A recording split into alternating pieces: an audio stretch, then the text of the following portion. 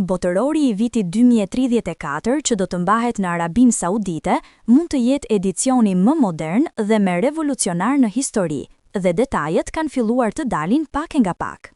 Në ditët e fundit është publikuar se projekti NEOM, që ka dhe mbështetje në një prej kompanive më të mëdha të naftës, mund të ketë një stadium në katin më të lartë të një grattaciele, më konkretisht në një lartësi prej 350 metrash. Sky Stadium, siç e kanë pagëzuar impjantin, do të funksionojë me energji diellore dhe të erës dhe do të ketë një kapacitet me 46.000 vendesh. Mendohet se ky stadium do të presë edhe ndreshje të botërorit dhe ndërtimi i tij do të nisë në vitin 2027 me punimet që parashikohen të mbyllen në 2032, 2 vjet përpara startit të Kupës së Botës.